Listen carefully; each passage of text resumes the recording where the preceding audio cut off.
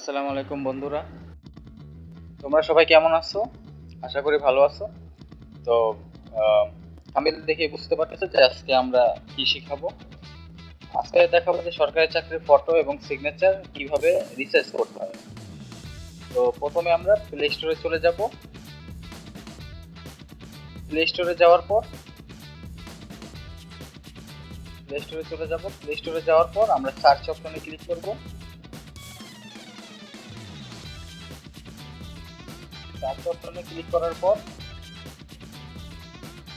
আমরা পিএইচও photo RESIZER photo resizer এটা লিখে সার্চ করব।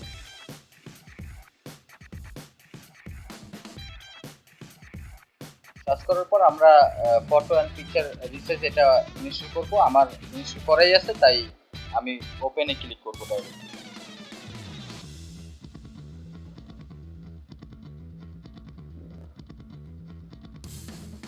ওপেনে ক্লিক করার পর আমরা প্রথমেই সিলেক্ট ফটোতে ক্লিক করব। সিলেক্ট ফটোতে যাওয়ার পর আমরা যে পিকচারটা রিসার্চ করব সেটা নিয়ে নেব।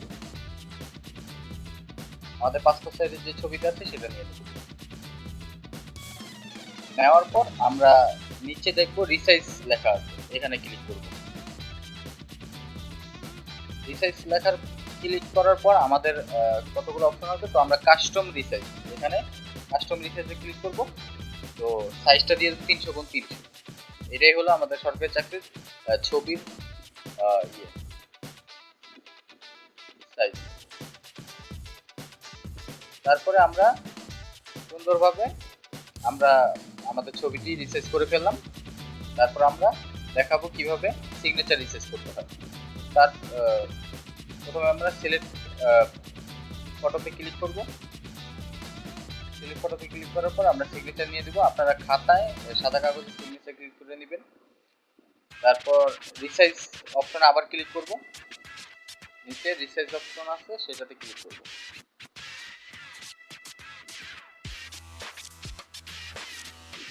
রিসাইজ অপশনে ক্লিক করার পর আমরা আবার কাস্টম রিসাইজে যাব। তারপর এখানে 300x300 আছে, 300x80 করে দেব। 300x80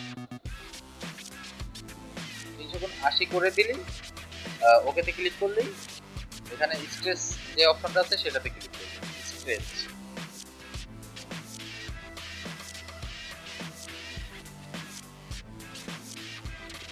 দেওয়ার পর আমাদের সিগনেচারও কিন্তু রিসার্চ হয়ে গেছে। তো এগুলা দিয়ে আমরা সরকারি চাকরির যে কোনো পরীক্ষার অ্যাপ্লাই করতে পারবো খুব সহজে। তো ভিডিওটি যদি ভালো লেগে থাকে অবশ্যই লাইক কমেন্ট শেয়ার করবেন, আর পাশে থাকা বেল আইকনটি ক্লিক করে দিবেন যাতে নেক্সট ভিডিও আপনাদের কাছে চলে আসে। তো ধন্যবাদ, সবাই ভালো থাকবেন।